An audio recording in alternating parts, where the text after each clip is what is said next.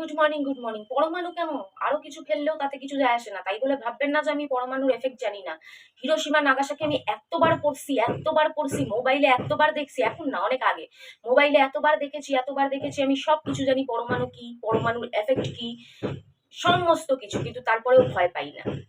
ভয় কি দেখে পাই জানেন? আমি এই যে নিউজটা দেখলাম, কিছু মানুষ কালমা পড়া শিখছিল প্রাণের ভয়ে, মোবাইলে দেখে বা কিছু, এগুলো দেখে আমি ভয় পাই। এগুলো সমাজের কোমর ভাঙা খবর। একটা ধর্মের সাহসের কোমর ভেঙে দেওয়ার খবর। এটাই যে যদি অপোজিটের মানুষজনেরা হন, কখনোই হনুমান চালিসা পড়বেন না, মরে গেলেও পড়বেন না। বেশিরভাগ মানুষ মরে গেলেও কখনোই হনুমান চালিসা পড়বেন না। কেন? তাদের কাছে তাদের ধর্মের এটা বেশি আর কি। কিন্তু ছোটবেলা থেকে পড়ে আসছি এত বীরত্বের কথা, কিন্তু জানি না কি হয়ে যায় মানুষের। প্লিজ হাত জোর করে বলছি, কেউ রাগ করবেন না। অনেকে হয়তো বলবেন প্রাণের ভয়টা ওরকমই, কিন্তু দেখুন প্রাণের ভয় তো আছে। আমি থাকলে আমারও প্রাণের ভয়ে না জানি কি হতো। সেটা বলছি না যে আমি ভয় পাই না, কিন্তু দেখুন মরতে তো হবেই। আজ নয় কাল, কাল নয় পরশু।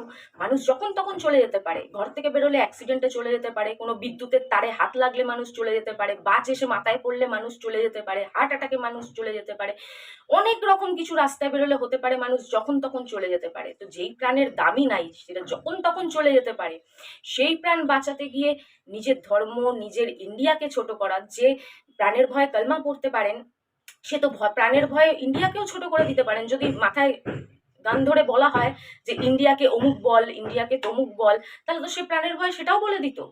আর দয়া করে এই কথাগুলো বলবেন না, এটা কোনো বীরত্বের কথা নয়। এগুলো আবার সোশ্যাল মিডিয়া, আচ্ছা বলেছেন, অন্তত সোশ্যাল মিডিয়ায় বলবেন না। এগুলো কোনো বীরত্বের কথা নয়, এ থেকে মানুষ ভালো কিছু শেখে না। তো কি আর বলবো। আহ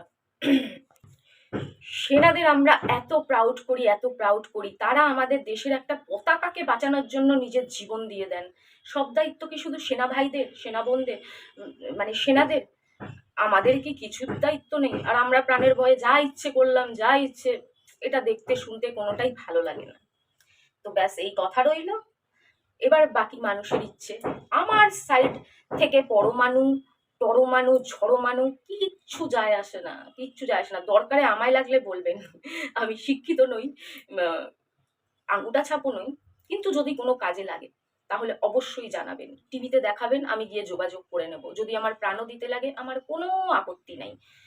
শুধু আমার বাচ্চাদের একটু মাসে 200-500 টাকা পাঠায় দেবেন, তাহলেই আমি খুশি। 200-500, বেশি না, 500-1000 না, 2-3টে বাচ্চা আছে তো, তাহলেই হবে। এমনিতেও এই প্রাণের কোনো দাম নাই।